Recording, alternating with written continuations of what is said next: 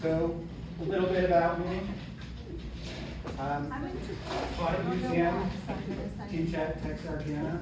I'm mostly financial reporting, but I find ethics cases very interesting. And I think we're in kind of a place where we can talk about it. Now, of course, since Sarbanes-Oxley came about, we haven't had any ethical problems. Everything's been great. There are no frauds, right? There's nothing going on, nothing to see here. And so, of course, the laughter was appreciated. I was a little mad because Obama stole my opening. I was all set to lose yourself in the moment, but I figured I'd start with a joke. These are just headlines that I grabbed. I didn't want to talk about a particular case or a particular person here because I never know who I'm going to bump into. And also, just so you know, though I publish in ethics and I know accounting ethics, I am by no means an ethics lawyer or what I would call an ethics professional. I think that's another level. Every time I study ethics or I publish a case, I feel like there's a whole world out there that I could learn more. And I'm going to talk about frauds today as kind of failures in ethics because there's not really a good measure for failing in ethics because ethics is so much more than the law. I'm just saying you've gone on the wrong side of the law. There are a lot of ethical decisions that are kind of unethical, but are still legal. The one way we can talk about is using fraud as kind of a proxy to see how things have changed either since Sarbanes-Oxley or how things have changed since the 2009 financial crisis. So all these are 20-something big frauds that happened. Some of them are Europe, but I feel like our accounting and accounting in Europe is similar enough and connected enough where a lot of these companies and auditors work together. So that's kind of why I put them up there. And you can see that there's no shortage of frauds, financial scandals, and in any particular year, you run into hundreds of them, thousands of them. And one of the things that these show is that they're big dollars, and there's still people losing billions of dollars out there. And hopefully, if we can tighten our ethics up, tighten our controls up, then we can improve this situation. And I want this to kind of be a conversation. I have some poll everywhere questions throughout this, and I would appreciate it if you had your cell phone, if you could, when we get there, take it out, scan it, and give me some feedback. And we'll also talk about some cases. Now, I talked to Bob, and I know some of you, there's no guarantee that this sort of becomes CPE, but I know states and CE credits and things like that vary. So if you need anything from me, and you think you might be able to send it to your governing body and get credit, please let me know. If they insist that you have some sort of quiz afterwards or follow up on that, I can also set something up on the website for you. So just want to let you know that I'm going to be flexible there. Just having a conversation, and it kind of struck my mind. I'm from a small town, and this just happened. Bookkeeper arrested for alleged $700K embezzlement. And this was one of our students back 12 years ago, so way before any of the current faculty were there. But you just never know what's going to happen. And so one of the things I certainly ask is, when we get there, what can we do better as educators?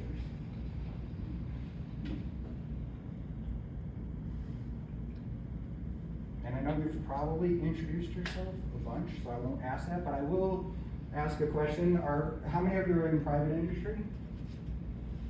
Okay, and then public accounting or consulting? Okay, all right. Any faculty? Any not-for-profit? Okay. I think I got everybody except for you. Yep. Private. Private, okay, all right. So, I mean, these things happen everywhere. So we'll talk about, hopefully, all the cases and kind of related to what's going on with you guys.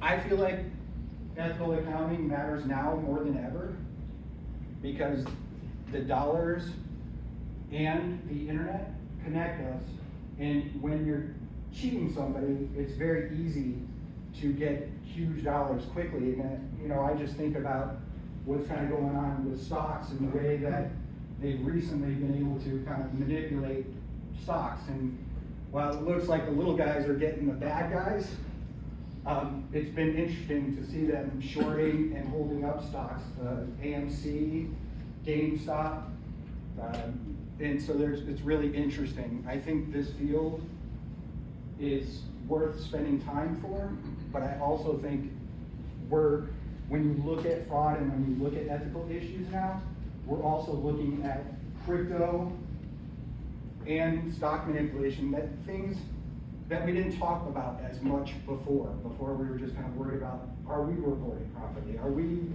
properly representing the company in financial statements? So when I talk about fraud, I'm trying to stick to just the accounting types of fraud, because if you look at it and you search for fraud or you search for ethical issues, crypto's really thrown a huge monkey wrench into things, and there's a lot of stealing of crypto that has pushed this total fraud number up, but I'm focused mostly on SEC companies. So our agenda today, introduction. I'll briefly talk a little bit about the accounting ethical environment, enforcement actions, recognizing and avoiding ethical dilemmas in cases and discussions.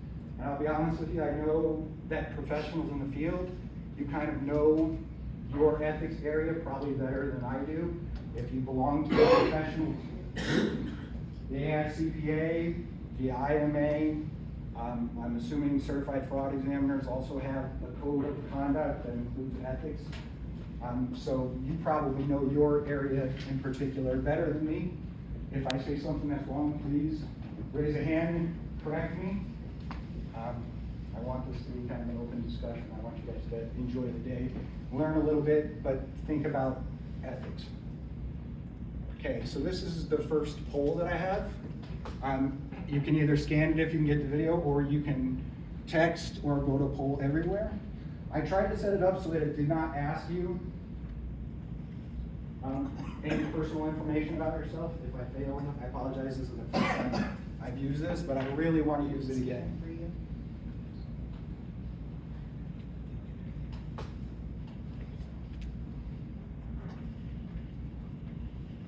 And so the question to answer is, you know, what words come to mind when you think about ethics in accounting?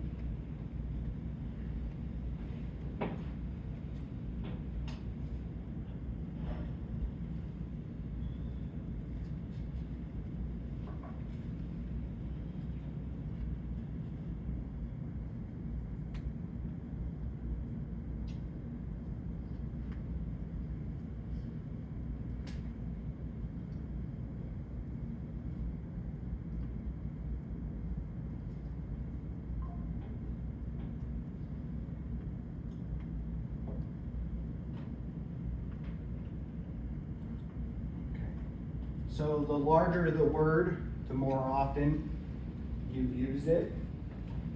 I appreciate that. These are all things that we strive for, right? Honesty, integrity. Oh, I see an Enron in there. That's not the right one. Nobody's supposed to remind us about our past. But, you know, these are things that we need. And you say, well, okay, why do we need these? Because professional ethics is at the heart of everything that we do. We saw there Enron, and not to pick on Arthur Anderson, but they were the last one to go, right? And they had several ethical issues. And really what happened with them, even though they might have been able to fight off the one charge from the DOJ, there was a run on their credibility, and the company couldn't audit anymore. It didn't have the reputation. And if you think about what separates us, what gives us the credibility as money managers, as the people that are going to tell it to you straight independently, it's all because of what we've done and built our reputation. And you'll see later kind of where we stand in the public's eyes. And of course, this comes directly from the AICPA website. People need to trust us because we're handling their money, we're handling their organization, we're handling finances within the organization, the treasury operations, and so it is valuable to us. So one of the things that I was going to talk to one of you about before we started here, and some of you may remember, some of you may not have been in the field at the time, was early 2000s, late 1990s, there was this huge ethical problem. And if you were in the field, you could probably cite 5 or 6 major fraud cases that were somewhere nearly $90 billion. So you think about WorldCom, Enron, I think it was Sunbeam was one of them. What's that? The Sunbeam, I can't forget that one. Right, so I mean, companies that you wouldn't necessarily think of. And then there's some that are still kind of hidden, even though they were massive frauds. Like, does anybody think about AOL, Time Warner during that time? No, they lost nearly $100 billion in stock value and just got kind of pushed aside through all of this. So there's so much going on. And while Anderson took the brunt of the criticism, the reality was that it probably could have happened to any of the big 5 at the time. Legal and regulatory requirements completely changed. Up until Sarbanes-Oxley in that era, who were we responsible to?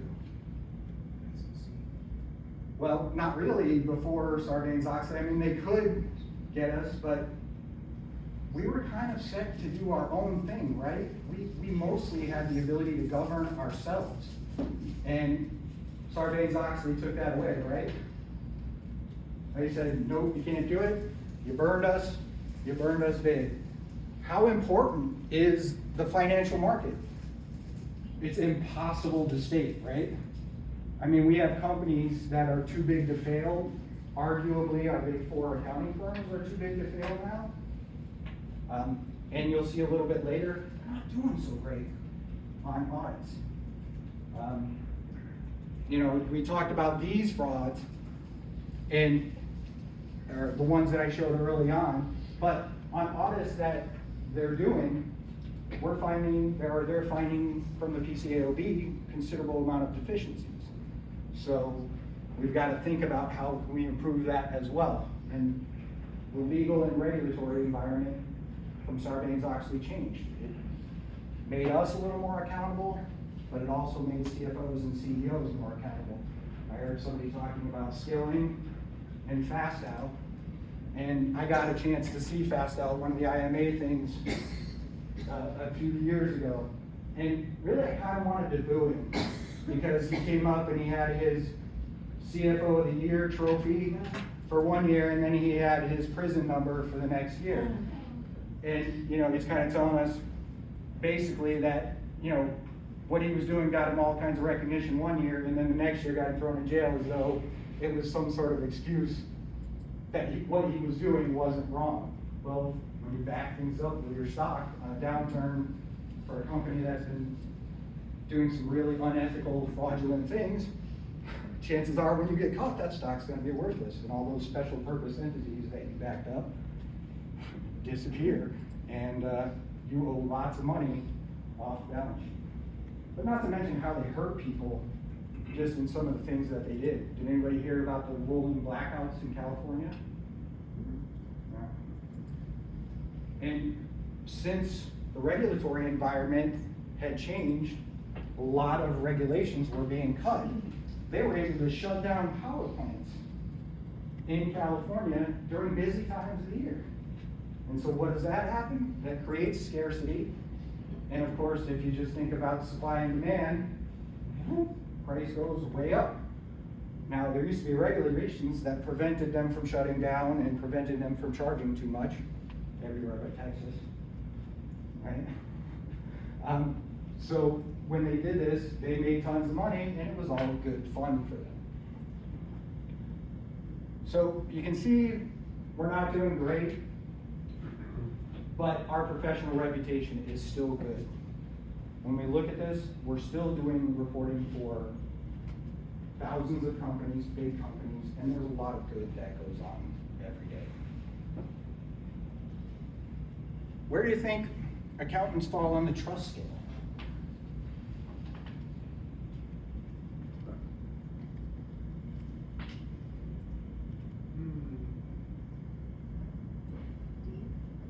Well, definitely D.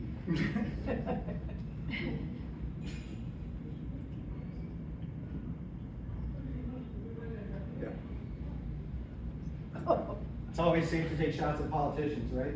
Yeah. As long as I don't mention which one.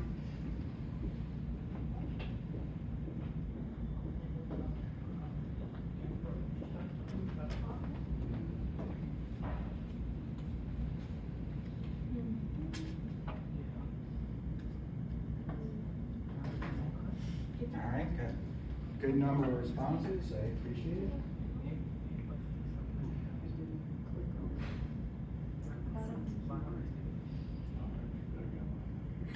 We're number one. 15%. We're pretty close to judges without the cool robes. And we're better than lawyers, right? So technically there's more than one correct answer here, right? If you get the higher one, you're good. So let's talk about, this is a Gallup poll, and it's from 2022, and some things happened since 2022. But their 2024 didn't ask about accountants. The closest thing they said to accountants was bankers. But you can see, actually, we've done great. We still have a very good reputation where, if you look at accountants, 41% say high or very high, although that's probably down from 70%, you know, pre all these frauds that went on, and then the 2008 financial crisis. We're right next to judges, which is pretty good. And what I like to see is that not so many people are hating on us, right? These are, we're terrible, or we're low or very low, right? So, I mean, we've got 9% here, but everybody else is saying that we're doing pretty well. So overall, this is very positive. I think related to the 2024 poll, they had bankers on there, and the bankers, everybody on this chart kind of dropped a little bit, but they kept a very similar place. So if they had something on accountants, I would say it'd be right in a similar area. But overall, all of our organizations, all of our politicians have slipped a little bit in terms of ratings on honesty and ethics. Do you feel like this is pretty reasonable given what's gone on in our industry? Yeah, I mean, we've had some challenges, but overall, we're trying to do the right thing. We're reporting it most of the time, self-reporting, although there's been some of that hasn't taken place. Saw out there the SEC find some investment firms and investment banking firms and management firms nearly $400 million. And it was because of this background type of chat that goes on. So I heard somebody say that they now have a work phone and a personal phone. Because it seems like, and I don't know if businesses are doing it to protect themselves, but it seems like the conversations that were going on in the background at these investment firms got them in real trouble because they were using text messaging. And the SEC hasn't stopped on it. It was there, I think they're up to close to $1 billion in fines chasing around these things. So this is in progress. So the SEC collects $400 million. It's hurt my 401k. How do I get that money? Where's that $400 million go? All right, so I don't have 100% of the answer for you for that, and that's a really good question if anybody knows. I do know that the SEC has paid out a considerable amount of money to whistleblowers lately, and that's actually, I think, one of the routes that we can talk to our students about and tell them about the SEC paying out whistleblower fines. And I forget the number, but it can be billions of dollars. If you whistleblow on a company that's got billions of dollars in fines, your potential to get that, if what you said was truthful, is huge. You actually can earn billions of dollars by being an honest whistleblower. Now, the other thing I think that might happen, and I'm not sure, but I would guess some of that money would go back to the people that lost it. But if you talk to most of the people that have lost money in those frauds, they go, bankruptcy court. I don't know that it's connected with the SEC fines, but that's a great question. So on this issue in particular, and I work for a bank that we now have I have an app on my phone called Global Relay that we're supposed to use when we're communicating, because the big thing was that with text, you can't capture that. There's no capture of the data. But who's losing money there? I mean, I think that's the hard part that you get to, is that you're having these conversations around with clients or about clients, but it's not like it's a specific fraud per se. It's not illegal activity. It's just not that you're able to keep track of it from a compliance standpoint. So yeah, it's not necessarily that they're actually doing something that's not right. I didn't Correct. see anything that was indicating that they were essentially telling people pre-market information Yeah. or anything like that. I have not delved in beyond what you said, but you're right that it's just, this is the compliance, these are the controls that we're supposed to have, and we don't have those controls in place. And we talked a little bit about self-reporting. There were 3 companies that reported on themselves and turned over their stuff, and their fines were much lower than the other. I think it was 26 firms now altogether. it is still ongoing. Yeah, oh yeah, it's, like I said, it's until they get things right on that controls base. But that also leads me to the fact that if they're looking at these things, they may come up with some other issues, but as of right now, it's not that they committed fraud, it's just that they weren't following accounting records or weren't properly storing their records. So I feel like the accounting ethical environment is constantly evolving. Technology is probably the biggest factor in that right now. You've got so much that people can do. I mean, we have somebody who, in error, lost billions of dollars in trading for large banks. How does that happen, right? It's because the technology moves so quickly and people want to try to take advantage of it, but not everything is in place, the fail safes and things like that. Our controls aren't there to prevent these types of things.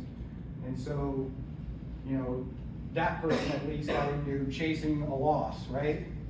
I don't know if I heard a little bit of going gambling after some accounting meetings, and they tell you what, don't chase a loss, right? Well, that's what this person got into, and it should have been something that stopped that and prevented that from happening. We have a complex system of regulations. I mentioned accounting. AICPA has a code, the IMA, they're both leaders in this, and they can enforce their code. Now, that doesn't necessarily put you in jail, but you cannot be a CPA or a CMA anymore if you break the ethics rules.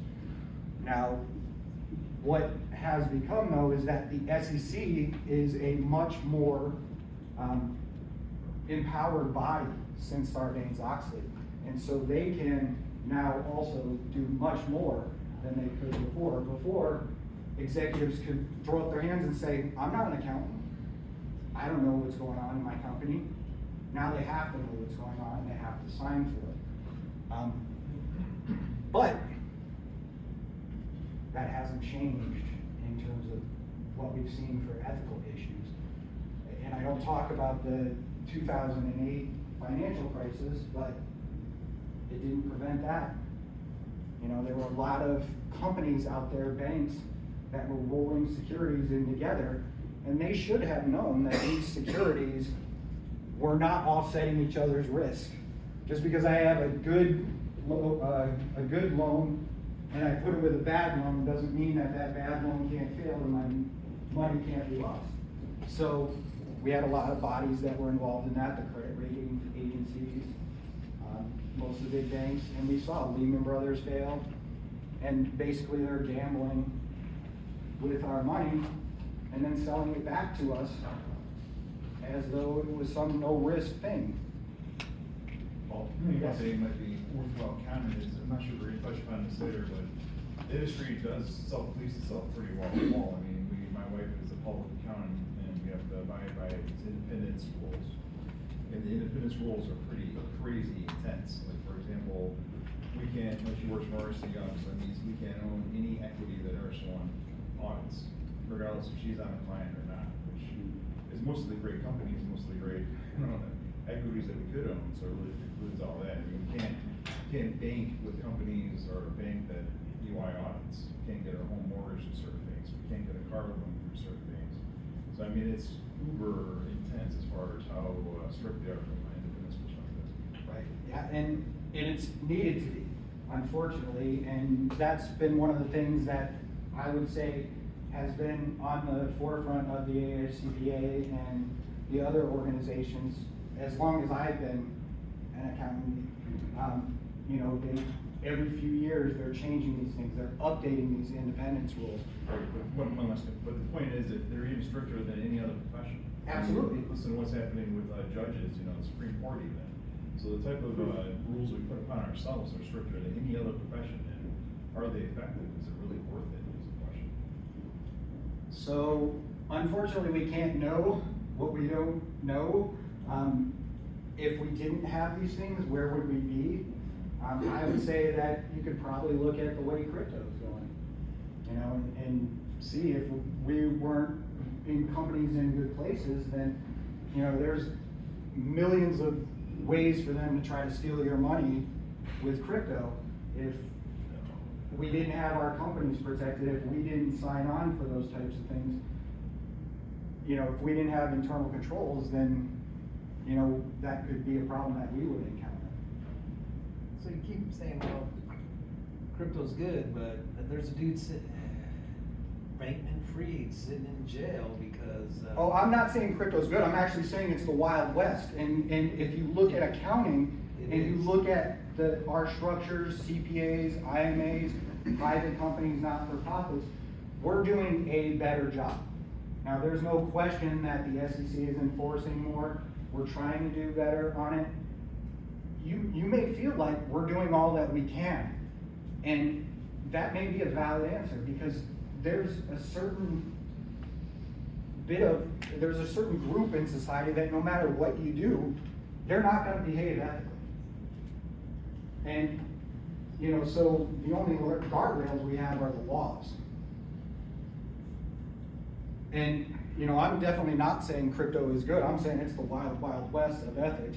It's one of those buyers beware, right? Buyer beware, and then try to avoid all of the other things out there where they're trying to steal from you. And right now, crypto doesn't have any level of protection. Even with banks that Zelle, right?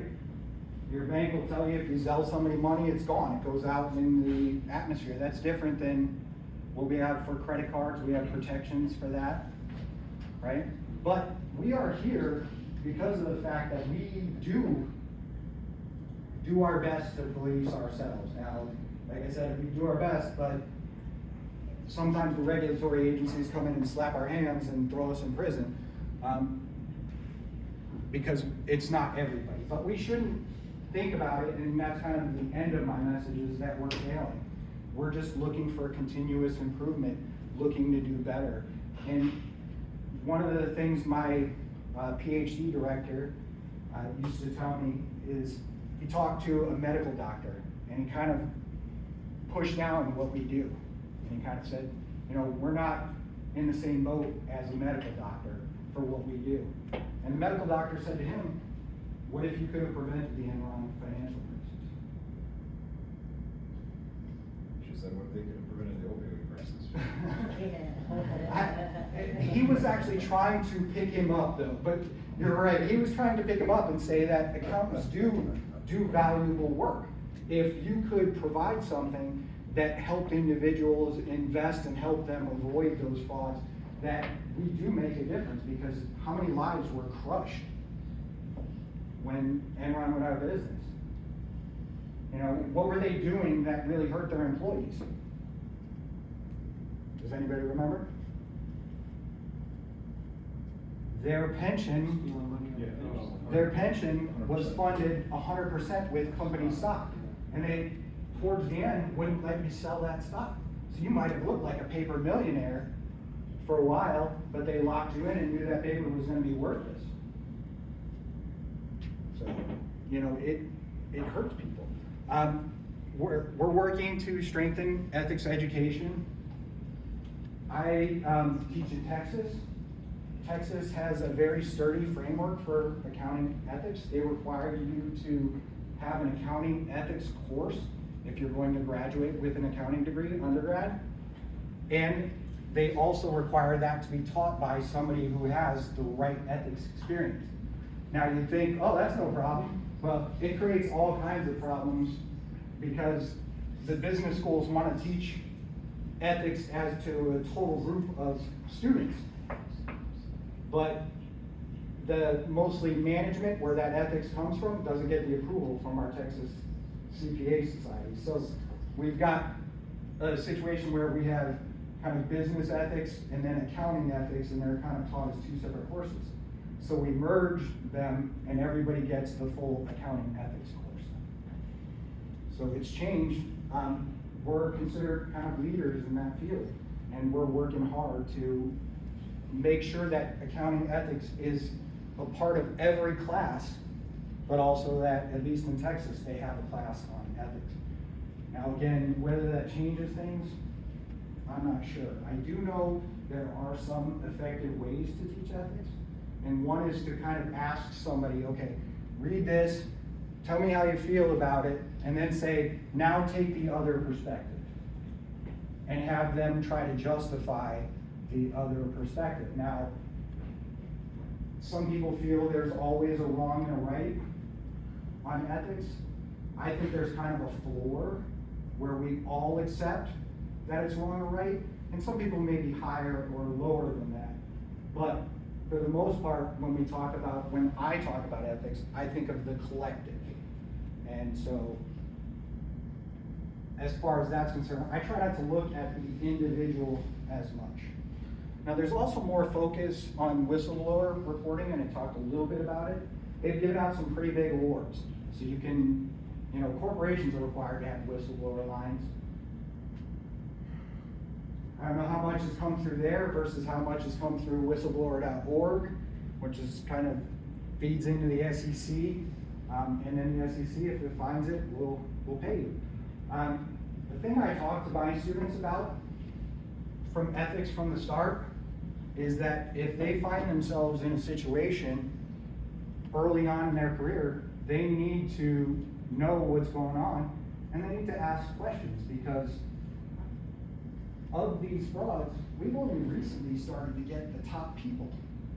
You mentioned the FTX fraud, and Bankman-Fried and his, girlfriend or wife, they're both prison time because of what they did.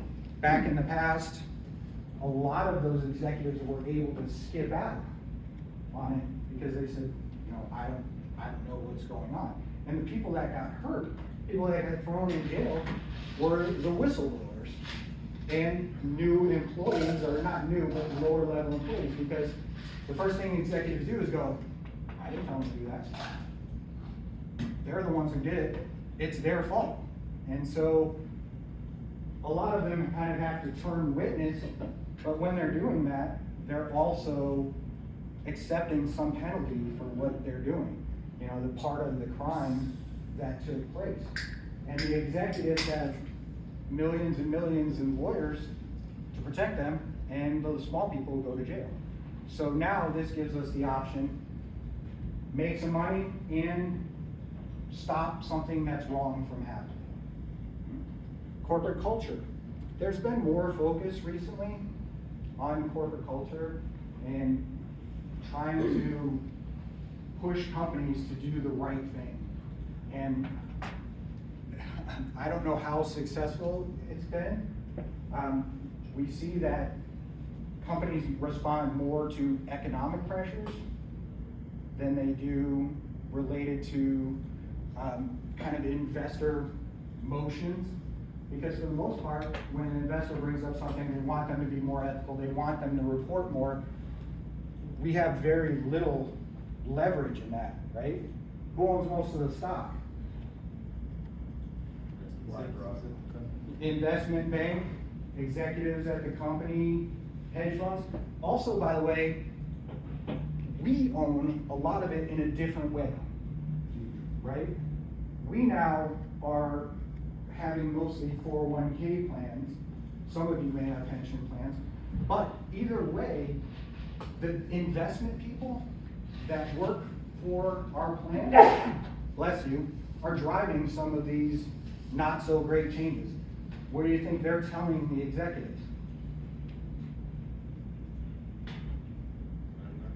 Money, right? They want a bigger return. Before I got out of auditing, I audited universities, and they were making huge gains in their endowments, right? I was back when I was auditing, back when Harvard was around 15 billion. I think they're close to $54 billion now, and Texas, because their oil money is slightly behind them, and then you got Yale, and they're all multiple $billion. And those people are always pushing, do more, get more money, more returns. And so I think some of what we need to do as shareholders is find a way to influence the people that are making investments for us to do the right thing. And we've seen more activist type investors happening, but I still don't think that that's been enough to this point. So what are some of the positives? Increased awareness, stronger regulations, accounting organizations require ethical conduct, and technological advancements, right? So I've heard that in audits and in accounting now, because of the use of AI and technology, we can do things much faster. We can check thousands of things before that we would not have checked. So that technology should help us keep people on the straight and narrow. And it should help us in terms of being a deterrent to ethics crisis and making bad ethical decisions. You say, well, then why do you have a challenge over there at emerging technologies? Well, the technology goes fast, right? And regulators and everybody else is still kind of following up. AI is the hot new thing right now, and you want to be able to use it, you want to be able to incorporate it into your organizations. It can help you with training, it can help you with your work, it helps you with your decision making. I use it a lot of times to just create an outline for me so that I can get started on something, because it does a good job of helping me with art. I don't know that I trust, and I haven't yet trusted any of the references without actually looking at them. But if you use the right AI, they'll source it and you can immediately go check it. So that's important. But it is an emerging technology, and it is an area that's a problem. And I think we are going to have more responsibility in the crypto area going forward as well. So that's a challenge. The pressure to meet expectations is, of course, the oldest pressure of all times, right? Everybody wants another penny per share, 2 pennies per share out of you. If you got 20% ROI last year, they want it to be 25% this year. Well, that has put companies in a mindset that short-term success matters more than long-term goals. And that's a huge problem. We shouldn't be thinking about what's going to be best right now, but what is going to be best overall, and kind of rolling. And you think about, or I think about that when I think about compensation. You know, and I don't wanna give away a little bit later, but compensation has changed so much for executives in the C-suite versus everybody else. How has company performance changed over the past 40 years? We're doing better, right? We're more efficient because of computers, because of robotics, manufacturing. Everything has kind of improved over those years, but there's still pressure to keep doing better and keep doing better. Complexity of business, that's kind of straightforward, right? We have to become experts based on the business that we're in. I don't claim to be an expert on everything in accounting. There is so much. Every industry has their own rules. There's a case here and it involves hospitals, and hospitals can function as a not-for-profit, but they can also function as a public company as well, and in some cases a public good. So there's lots of complexities going on now. Overseas, international. One of the things when I worked at United Technologies was we had to look at all of our contracts very carefully with overseas companies, because bribery in those countries were legal, or was legal, excuse me. And so we had to make sure that the people on the ground in those countries weren't bribing people. Even though it was legal to do, it's not legal in the United States, so the SEC says, no, you can't do that. So we had to look at overseas contracts and to make sure that it wasn't going. Challenges in enforcement. So I talk about fraud, and there's something to do, you know, there's an enforcement mechanism when you commit fraud because you've broken the law. But when you make bad ethical decisions, if you didn't break the law, there's no way to enforce it. And so that's kind of the struggle. And also, let's think about, I'm gonna take a step out and just talk about the $1 million raffle for the vote. Right. So, I don't know if some of you heard it. There's a person out there that's offered a raffle. If you are a voter in a certain state and you're willing to sign up for this petition, you have the possibility of getting $1 million, and you automatically get $47, right? So they've constructed it in such a way that legally it can be possible. But ethically, what are you really doing there? You're buying votes, right? Which is extremely illegal. But our enforcement mechanism on that is potential jail time, but what really happens in the real world is somebody gets a $10,000 fine.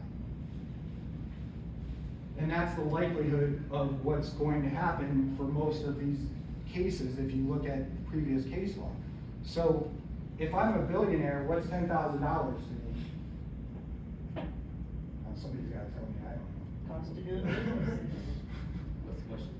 Nothing. What's $10,000 to a billionaire? One flight on his big old jet. Not even. It's pocket change, right? Probably gambling that on their golf game. I mean, so right now, our laws and regulations haven't really caught up. And even when we hit some company with a big fine, think about BP. You know, they just left that oil leak going because they didn't want to just cap it because there was still oil down there and they wanted to be able to use it. So instead of just getting down there and capping it and preventing some leak, it leaked much, much more. And so if I remember correctly, there was something along the lines of a $4 billion fine, right? Well, big deal. And even in that case, I believe they let them deduct some of that fine, which was super annoying to me. Because the IRS shouldn't let you deduct any fines or penalties, but the way it was structured, apparently, they got us to pay for some of it. And it's not big enough to make a difference, the fines. So, you know, if you're making $10 billion a quarter in profit, $4 billion is nothing.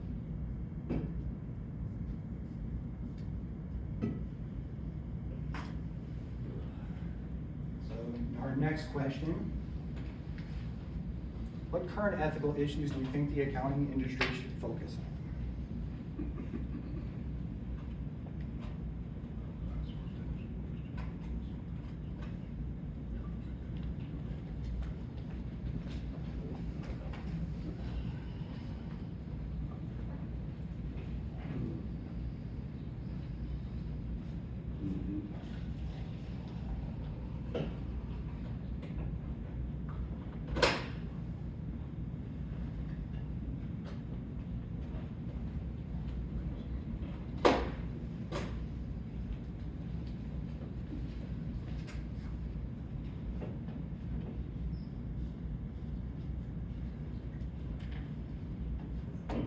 Give you another minute, see if we can maybe make it to 10.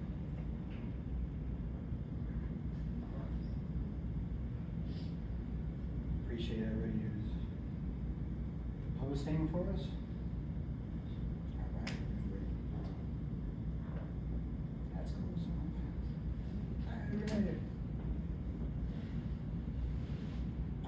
Compensation, CPA exam. So the CPA exam is interesting to me. I won't ask who said it, but I certainly would like feedback on that. The CPA exam has evolved in the last, I don't know, 5 to 10 years, a couple times. What would be some of the ways that we should focus on the CPA exam and help improve the ethics? So I know some states don't have an ethics portion of the CPA exam, and some states do. I was licensed in Massachusetts, and then when I wanted reciprocity in Connecticut, I had to take an ethics exam to get reciprocity in Connecticut. Cheating. So are we talking about at a university level? One of the big four. I was actually thinking of the EY, sorry. Yeah, yeah, The same EY here. scandal. Yeah, I wrote it Cheating too. on ethics exams. Yeah. Right, so we talked a little bit about that. We have somebody who has somebody connected to the firm. And, you know, it was a relatively small number of people from what I understand. I think, I'd like to have more information on it. It was a large fine, but probably. I think it was a few years ago, it just took a while to get to the press, and I think it was a number of people who were all let go, who were just trying to get the requirement done and cheating on the independence exam. Then the more recent one was, now they're, again, sometimes the pendulum goes one way too far, you know, there's a violation. So the most recent one is where people were taking multiple CPE at once. right, yeah, so they were doing 2 trainings and they were arguing multiple monitors that they could do multitasking, but the company let them go anyways. And I don't think it was a huge number of people. I think it was under. They fired them too. Yeah, oh yeah, they let them go. Which, to me, I mean, we're trained to multitask, right? I mean, everybody multitasks all the time, so because they're doing 2 CPs at once doesn't necessarily mean that was an ethics violation. They could have been doing both of them the right way.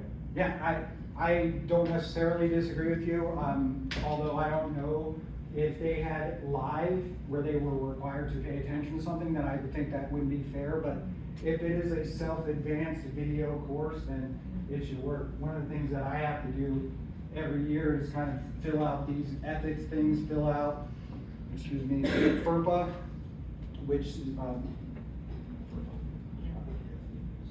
I'm having a little brain cramp there, but I have to make sure that I know the rules to protect the student's information. I also have to make sure I'm following ethics.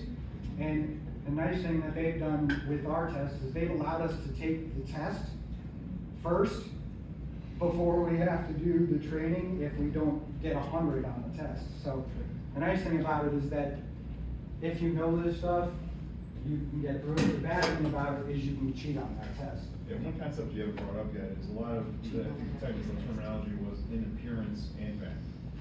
So a lot of what we do is to show the right appearance, because, you know, perception is everything. So that's kind of why some of these things are happening, where people are getting parted for doing 2 tests at once, even if they're doing both, because it's trying to get the right image out there. Right. And so that's another thing when we think about independence. It's not just that you're independent in fact, but you're independent in appearance as well. And so that's why, even though you don't have anything to do with EMI other than the spouse working there, you still can invest in something or use the banks that they do. Yeah, that's also true with that's also true with Enron, you know, with what happened to Arthur Anderson with Enron. I mean, they may not have even been guilty of doing anything wrong, but because of the appearance that they were involved, you know, perception became reality, and they couldn't audit it. My 100,000 understanding people lost their job. was, yeah, I mean, it's terrible, and a lot of those people did not stay in the public accounting field. My understanding was is that really it came down to one charge for Anderson, and it was the behavior of one partner who said, shred evidence. And so that was the thing that was the illegal thing. Other than that, it may have been unethical, but it wasn't illegal until that point. And then once they got charged, then that all went away. And now I haven't followed up to see, did they arrest anybody for that, or did they do anything like that? And I think about 2008 financial crisis, and we think about how many people went to jail for that. Pretty much none, right? And I mean, that's the most ridiculous thing that I've ever heard, you know, but that's part of our enforcement issue problem as well. How many hours for the CMA? How many hours a CPE do you have to have with the CMA? 30. And, you know, and the CPA is 40, and I will have to say, that does seem rather excessive. Is it 40 hours a Is it year. 40 every two? Every year. It's Every year. different by state though, I think, isn't it? Mine's Oh. Ohio, and so for Ohio, it's 120 over 3 years. Okay. Yeah. And That's a lot of 40 a year. 40. Yeah. And it was that in Missouri, and then they recently changed it to 40 annually. Just for what it's worth, ours is you have to do 120, you can't do less than 20 in any given year, so you do 20, 20 and the rest. So you have a 3-year cycle? Yes. Yeah, Massachusetts is a 2-year cycle, and within that, you've gotta have 4 credits in ethics, but the other stuff is, I think it's either 60 or 80 total, so it's So like 40. compared to a lot of other professions, we are really heavy on it. Yeah. And, you know, hopefully it's what keeps us, you know, kind of with that good reputation, even though we're, you know, sometimes mistakes happen, there's a small group of people that, you know, aren't ethical. They can see that we're trying, we're doing our best, we're working with and cooperating with authorities. We still, like everybody said here, we still police ourselves to some extent, you know, and we just haven't gotten everything right. And we're better than lawyers. You're here. I sometimes wonder about the ethics of CPE. I learn all the time, but it doesn't qualify towards 30 hours, and sometimes I watch a 1-hour webinar while I'm multitasking and barely care about what the topic is, the topic's irrelevant. I'm just checking the box for those 30 hours, so sometimes I feel, not great about checking those boxes, but that's what I gotta do. It's a good thing you don't work for EY. Huh? It's a good thing you don't work for Ernst & Young if you're multitasking. I'm not doing multiple CPE. But see- Reading emails and making sure I answer the prompt questions. But you're learning at both, right? You're essentially, though, doing more than what you're required, you're just not necessarily getting something that meets the CPE, which is, I don't know how all states work now, you know, Massachusetts went through a thing where if it wasn't given in a certain way, it doesn't have a certain code, then you can't get credit for it, so. Before, we could kind of do these things, then you get CPE credit, you know, you'd send in, you know, this is what I went to, and somebody would look at it and say, it's fine. Now, it's gotta be pre-approved, it's got a code that you gotta do, and so I don't know if all states have gone to that. If I read GASB 96, it's highly relevant, highly educational, and worth nothing for CPE. Right. But you're learning, and that's what matters. So, some of that from the 2 sort of large organizations, what are they kind of focused on recently? Non-compliance with laws and regulations, technology and data privacy considerations. Man, I would not want to get into that one. We here in the United States pretty much throw our data out there, and it's available for whoever. How many people were affected by the hack, the company down in Florida that used to do kind of credit ratings that went bankrupt. Nobody knows? No, this was actually a small little data company, and it wasn't one of the big ones. You wouldn't even know they had your data. But there was a recent thing where it's like billions of people were affected, and it was the first time that I had my social security number stolen. So there are a lot of times where health companies lost my health data, you know, and other companies lost, you know, my name, address, and phone number. But this one had my social security on it. So you guys might have seen, if you have a service, that something came up on the dark web for you. Take a look at it, because it might be your social security. So I put a fraud alert on my credit.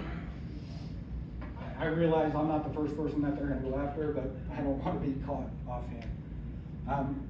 Independence rules in our interpretation, so if we go back, independence is one of the areas that you guys suggested.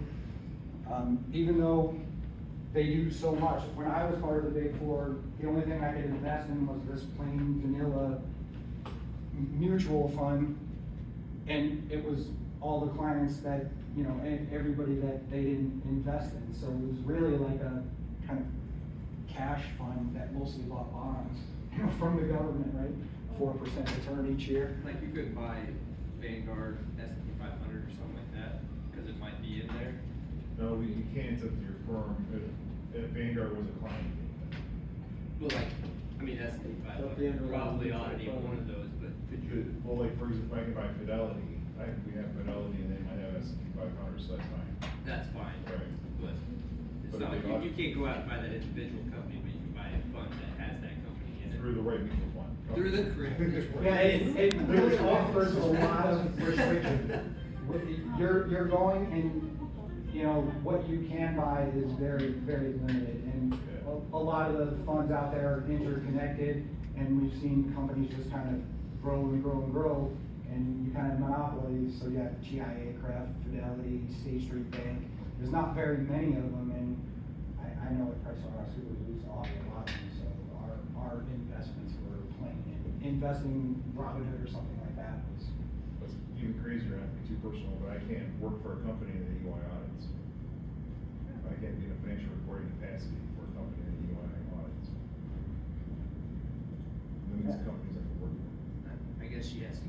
No. Yes. We're gonna have to do something about this. Hey, Paul, I've got a quick announcement real quick. Sure. I don't think she's in. Nancy Granados, they found something out in, somewhere on this floor that belongs to her, so make sure she's not in here. Nancy? Okay. Thank you.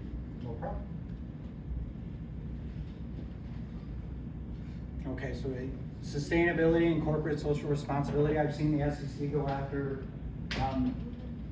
companies for their ESG reporting. I don't get involved too much in that area because it's kind of a whole new area of reporting.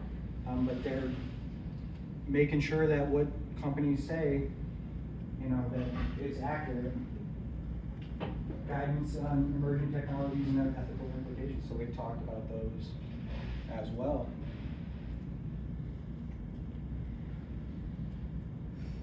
So this is kind of a little fraud update with some numbers for you.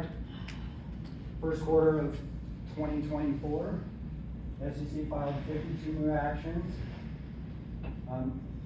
You can see that it kind of ramps up. 52 actions actually consistent with the past couple of years. And so they get more and more as kind of the year goes on. It's 784 in 2023, and in 2022, 760.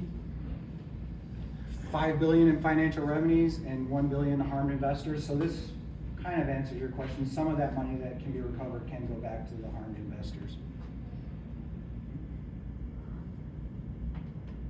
But I bet you if you look at the frauds, this money is probably a tenth, maybe less than that, of money that you're getting back. And for investors, you know, you talk to people that were kind of paid for Ponzi schemes, you know, they didn't get hardly any of their money back.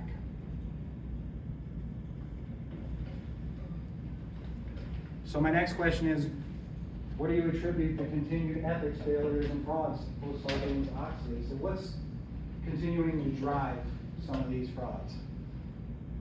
Some of these ethics issues?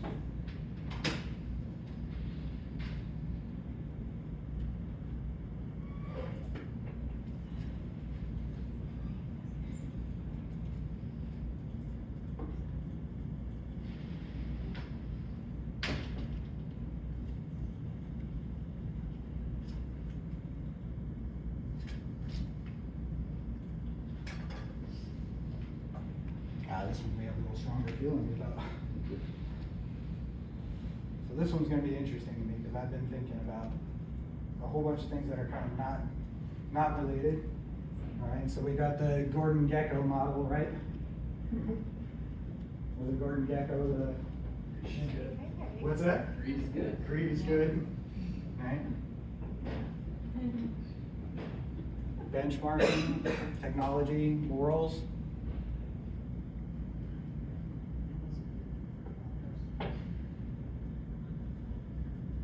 Compensation, pressure, and so all the things that kind of have been existing for a while. I'll ask you one question. What about FAS 95?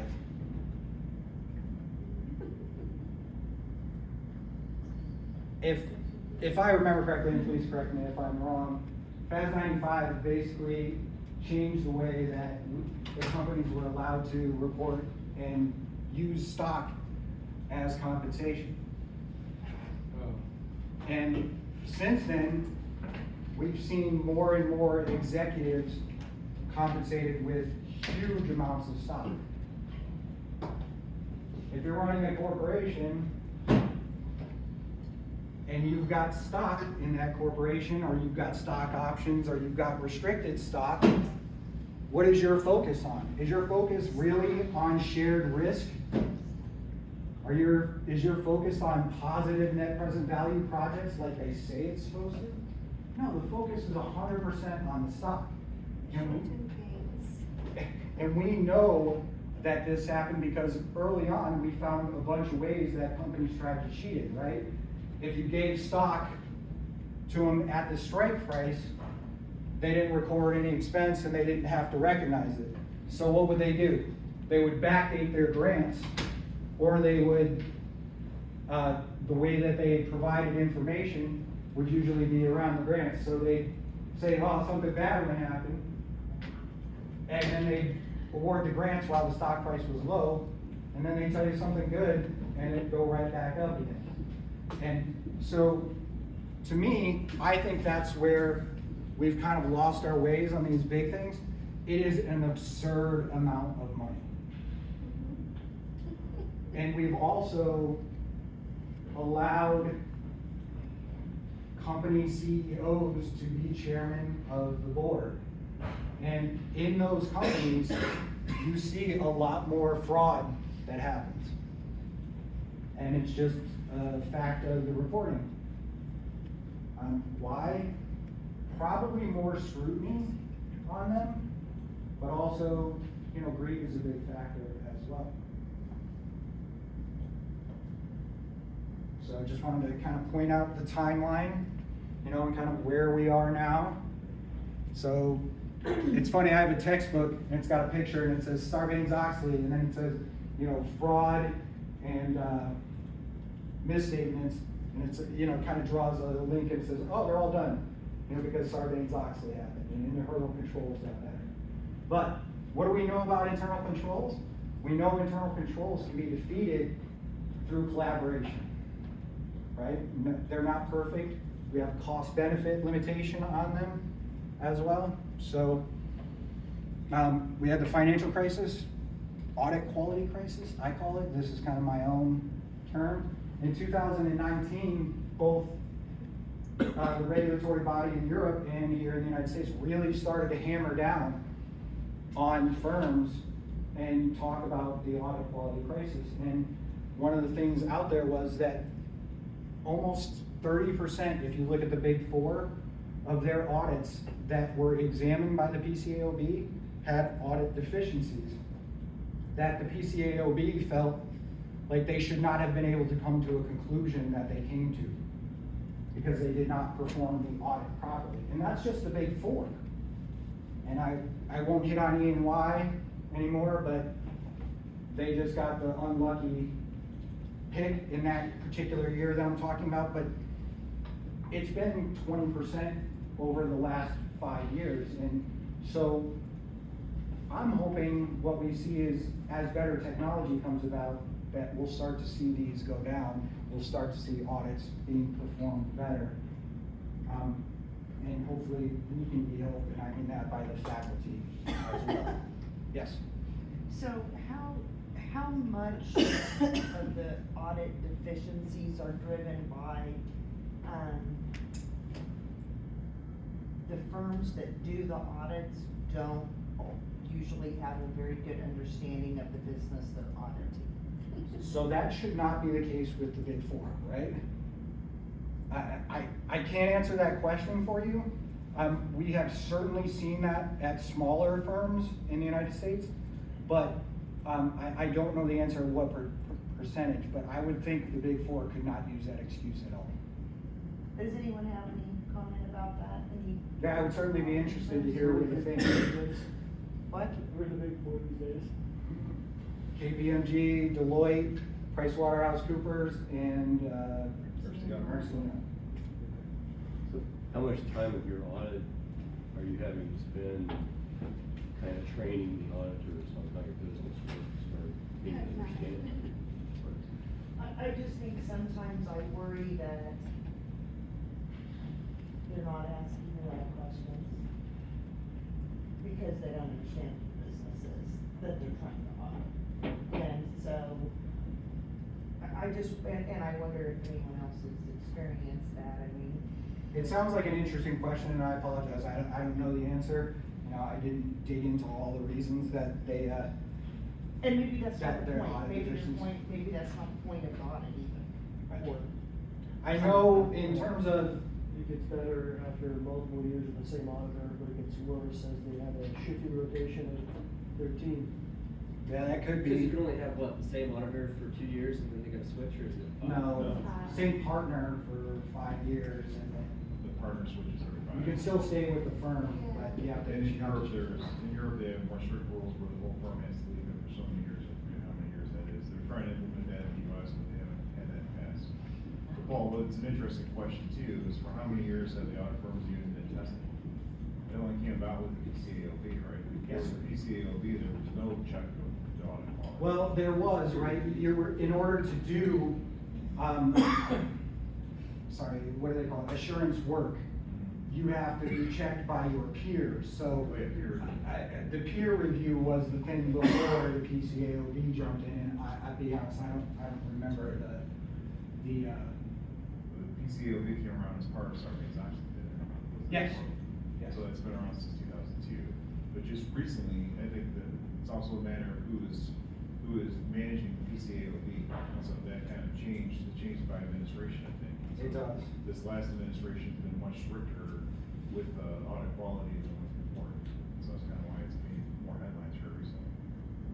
Yeah, absolutely, and that's another thing, I mean, if you're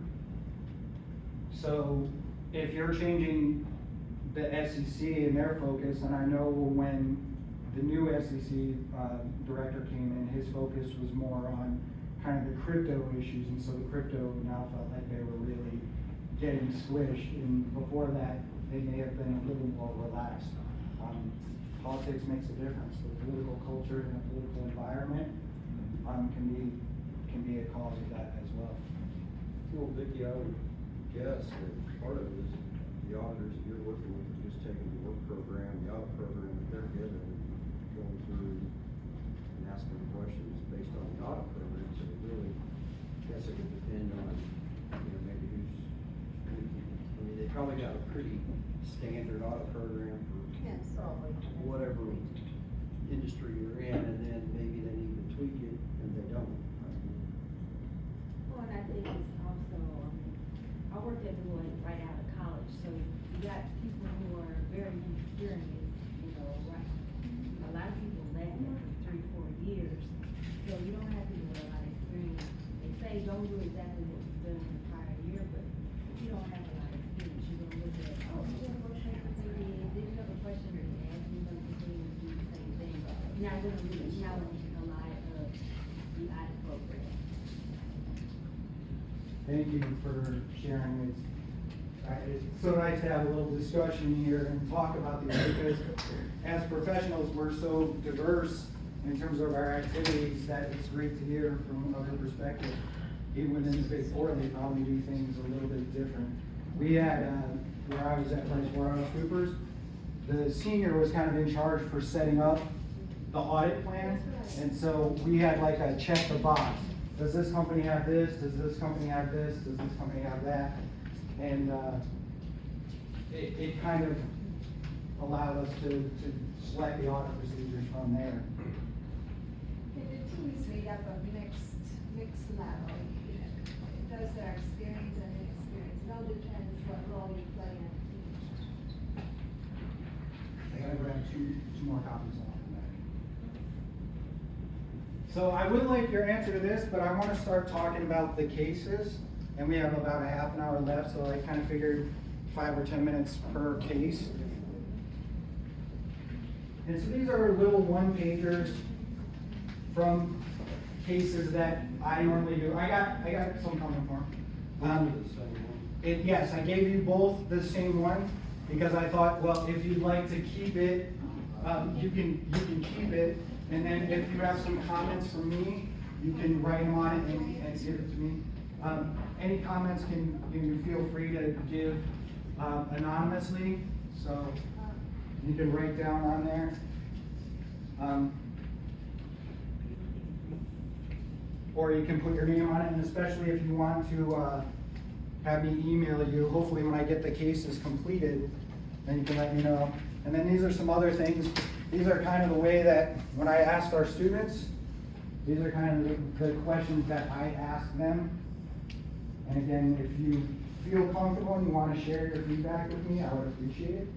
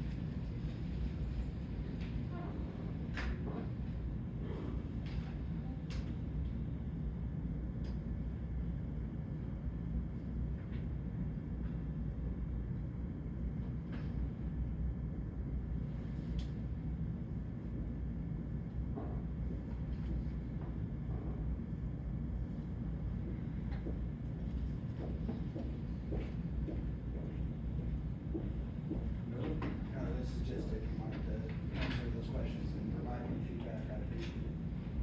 Not required. It's optional, absolutely. Absolutely optional. You do not have to, and you do not have to put your name on it if you decide to put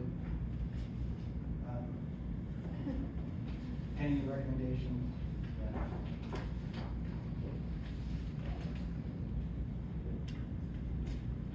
I'm gonna pass on another one, but I'm gonna ask you not to turn this one over yet, because I kind of want to get dual reaction for you on this, from this one.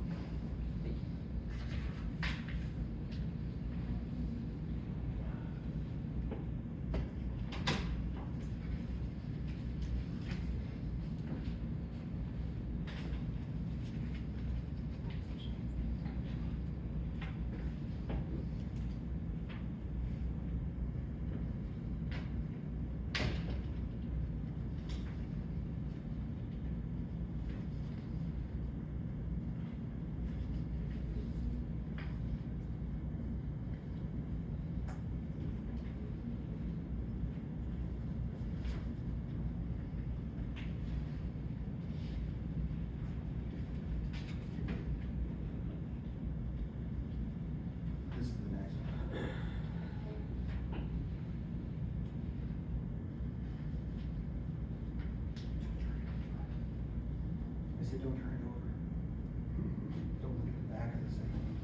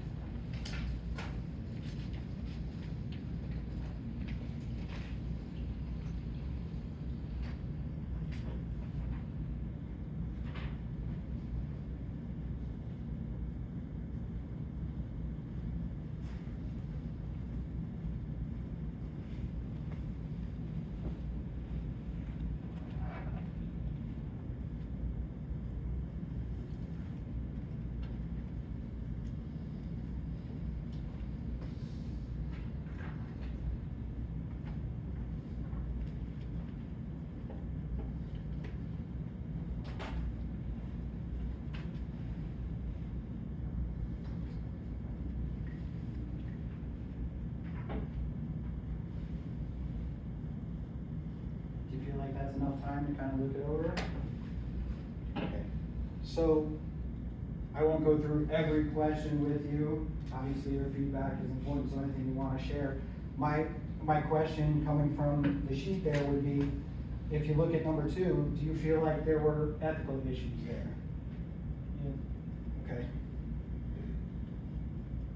Number 2. Question number 2 on the sheet here. I don't have Oh, questions. sorry. My apologies.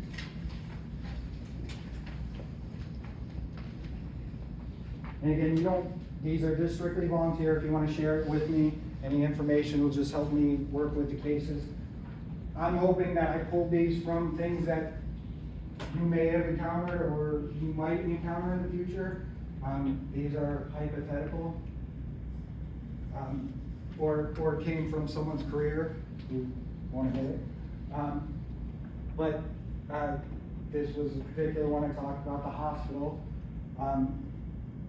You have temporarily restricted funds in the hospital, and when this person went into work and audited that area, they found that doctors were withholding some of those funds.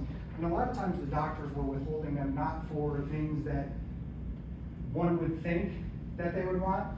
You know, it was a party for their staff at Christmas, those types of things. But there were also some other expenses. You know, they worried, could I get a machine next year? Well, those records, this person felt like, would sort of, should be kept separate. If doctors have funds that are available to them, those records should be kept separate. If the doctors had enough cancer research to meet the temporary restriction, it should have been pushed through. And this person felt like in the audit that we're new auditors, why would we leave all this kind of money to be manipulated by management and doctors in the first year of our audit? Why not clean it up and get it fixed? So, what do you think some of the alternatives could be here? If you were that staff person, what advice would you give to them?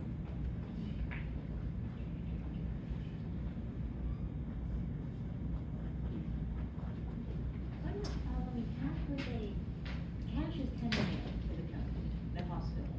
So I write a gift and I write a check and I say for Dr. Adams to use for cancer research.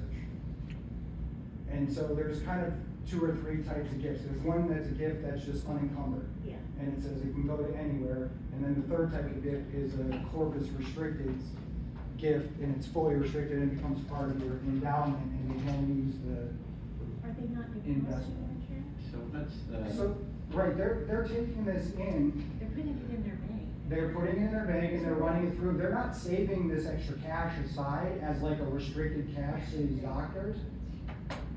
But they are, you know, they're not recognizing. Not in the P and L. Okay, so they're keeping it on the balance sheet, but. Right, and- As an agreement. And they can, you know, at their, once the restrictions are met, they can add. You're supposed to recognize the revenue at that point, so you have this restricted gift, and then once you have expenses, if that doctor Adams had cancer research expenditures, you're supposed to recognize it as revenue. Yeah, but what are they, they're debiting cash, or what are they crediting them? The original. It's gift, revenue. it'll be temporarily restricted gift revenue. So I think the issue is that it's all landing on the balance sheet, Okay. even though in the term, they should be showing revenue on the Yeah, P&L. okay. So I'm sure it is still showing up as it would be a credit to revenue, so instead it's sitting somewhere in the liabilities, right? But the key is that it's not appearing in the period when it should under GAAP, right? It's not a liability. And the Right. ethical, Yeah, okay. the ethical question is whether or not it should be, we're leaving it on the balance sheet, or leaving it there to use later, so they put their performance Yeah. targets. Okay. Yeah.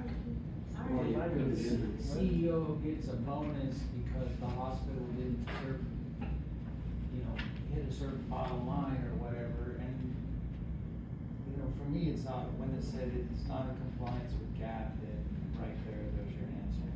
For me, well, I would be reporting this, right? I get that, you know, he thinks it's not material, but still.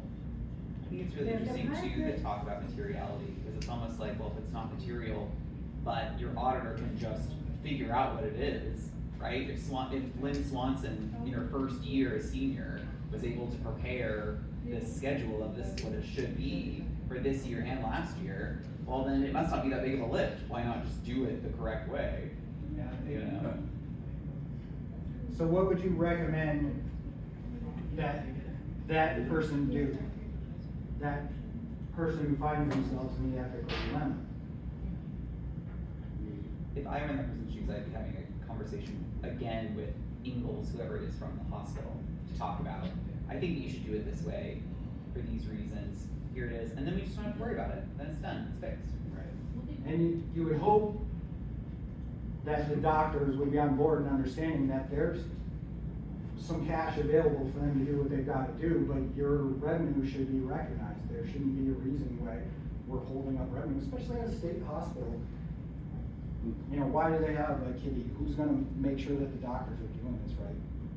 But the cumulative effect is material. Yes. Yeah, and so to adjust for that, would it be a appropriate adjustment? I would think so. When you come in, it would be one of the things that your auditor could kind of step in and say, this is the practice. Their argument was, this is what we do in this industry, and that's okay. Then, yeah, but in terms of materiality, if it's accumulated, and that the accumulated correction is material, Right. then that seems to answer that materiality question too. And so are you guys familiar kind of what our regulated bodies recommend when we do, when we find ourselves in an ethical situation?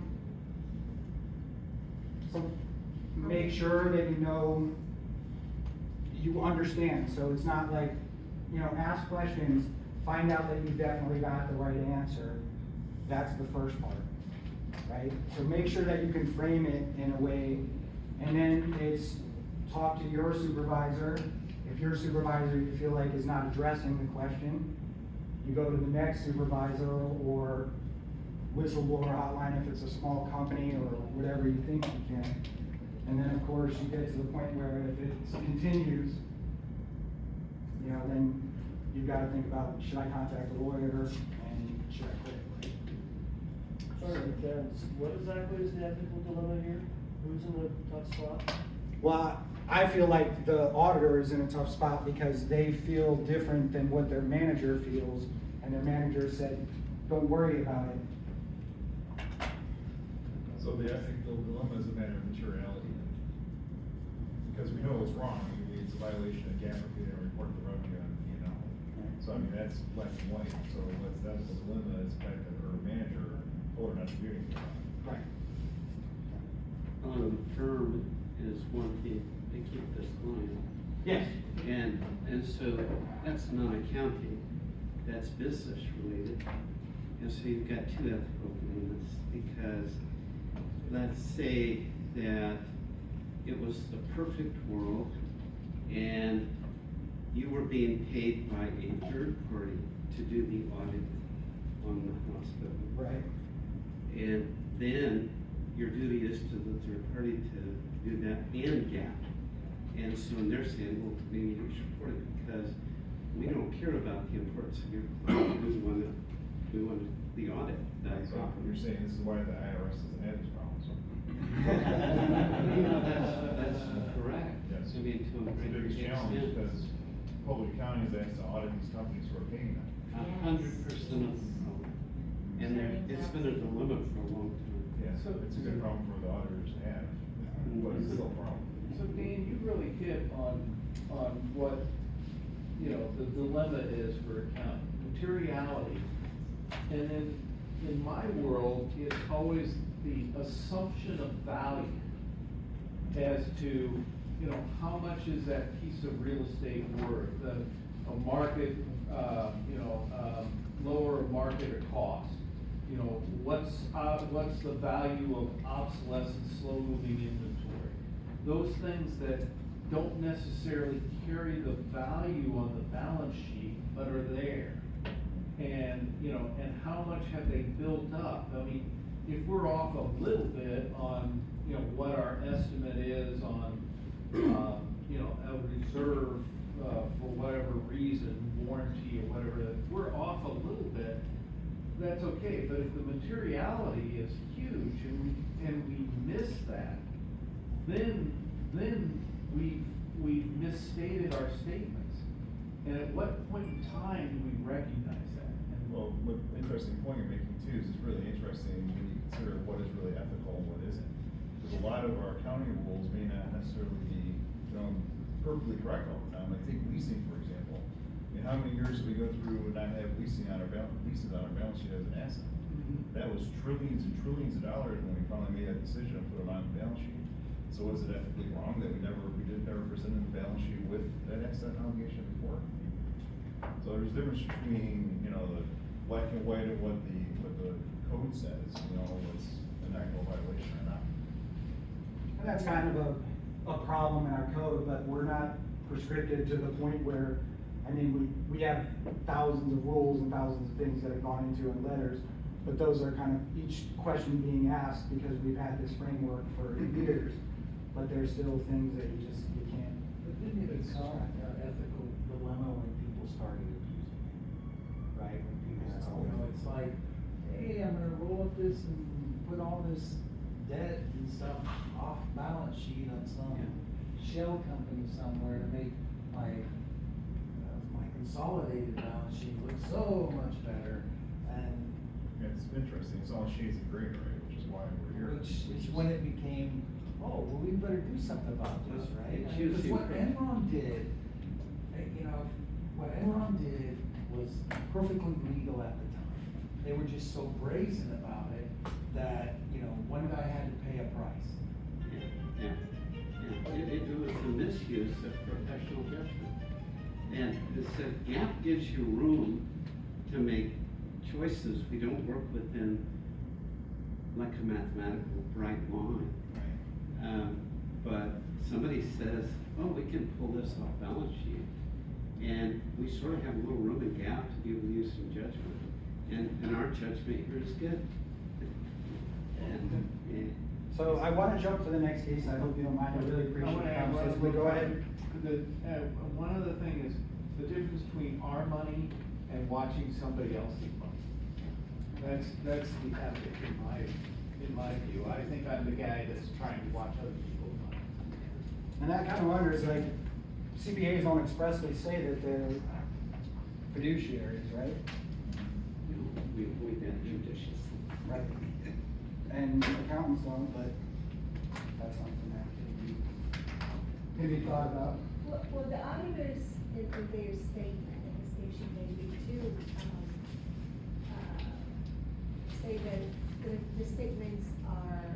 correct in all the material aspects. So for the present year, it was deemed immaterial.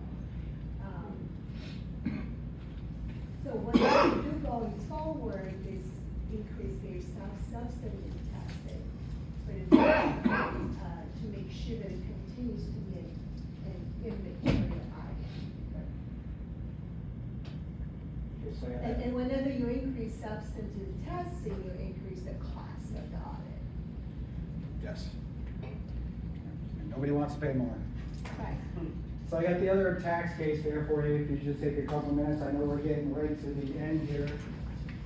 So just ask you some similar questions about that. By the way, I wanted to also, these are my sources for this presentation. If you want specific links and everything, please email me and I will be more than happy to share the specific links to any of these for you. Or even if you want the presentation.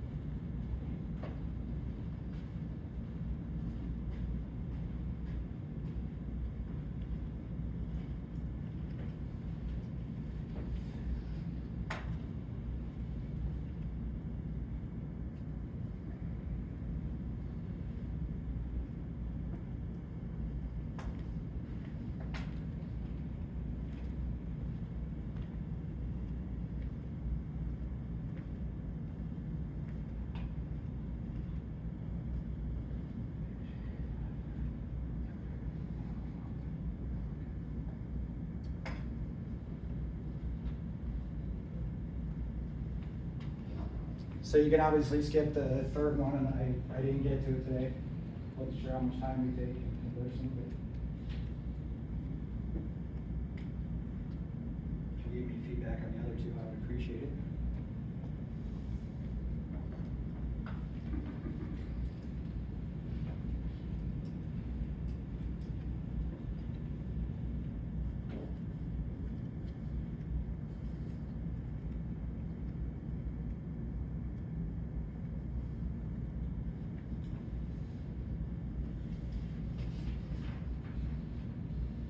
I'm gonna try to get you guys out of here on time, so hopefully you've had enough time to read that.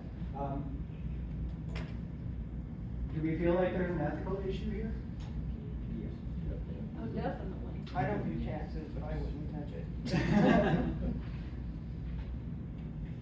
Has anybody here ever done taxes for small business or personal? All the time. Is this something that is in the realm of possibilities? Yep, sure. Yeah. So this is something that happens. How do you respond when it happens to you? And I don't mean the situation where your manager is telling you to do something different, but when the client comes up and tells you, well, let's see where the other stuff comes out first. I mean, it made me nervous because I was the VITA coordinator and I had a bunch of students doing tax returns. So, you know, when somebody comes in and you're there kind of one document at a time, all right, we're good there, let's do this one next. Yeah, what's going on here? Happens a little less because those taxes are a lot less complicated, but sometimes people want to make a certain mark and they're like, well, the IRS figured it out. So what does this person do? No, I'm not gonna do it that way. Right, I mean, you really have to stand up to the client, unfortunately, and tell them we're not gonna do it that way, right? And that makes it tough, because it does put you at risk for your job. Well, you just, you know, and the issue there is turning around on the client saying, you know, I can't get this done in time and you have a penalty if you don't do it right. It is, you basically refuse to do it and put the onus on them. So have you ever had a client that you knew were that they didn't, wasn't as brazen as this, where they said,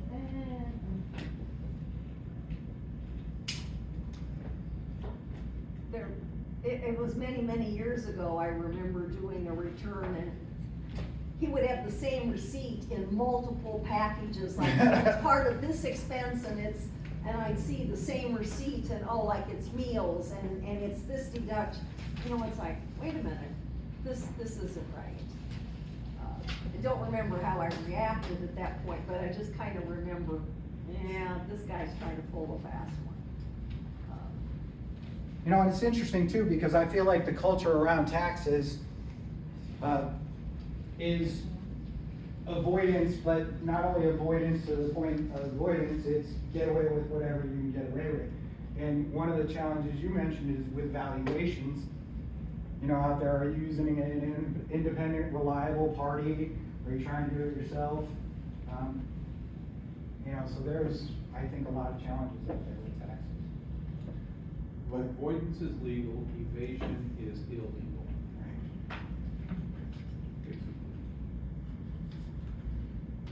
And for corporations, that line is pretty gray, right? Throw it out there, see what they do, see how they respond to it. The thing about IRS is whether or not they're gonna catch you. You give advice based on whether. Well, obviously there's a problem, because a box of receipts with no documentation or story behind it, it's inappropriate. Well, You're supposed to make association of the receipts to business transactions. Have it documented, the dates, purpose of the meeting, you know, who was attending, what was discussed. None of it is stated in here, it's just a bunch of receipts. I could have gone out, you know, with a family member, whatnot, and then. and unfortunately, that's kind of what, some clients will bring you this stuff. Yeah. And we'll treat it like business. Yeah, unfortunately, they don't do a great job of documenting that stuff. It just happens, but you're right. Well, the problem is that you need to be proactive, and if you agree to work with somebody, you need to let them know what the procedure is. Well, I appreciate you guys. The one thing I didn't get to talk about today that I wanted to talk about, and thank you for doing the surveys, is I just wanted to make sure that I talked about avoiding ethical dilemmas. We have more information about companies now than ever. So you can kind of start from the time that you're potentially going to be hired at that company by just looking at what does the applications, what does the, what does the ad say for the job, right? If that ad is completely focused on goals, goals, goals, and it's got those trigger words in there, you know, then you might want to avoid that company, or at least do a lot of investigating about them. You know, avoiding ethical dilemmas is best when you're choosing your employer. And after that, it's very tough to do. So I wanted to thank you for today. There have been some surveys completed, I appreciate it. If you guys don't mind sharing anything with me, if you want to just drop that off up here, and you guys are free for the next one.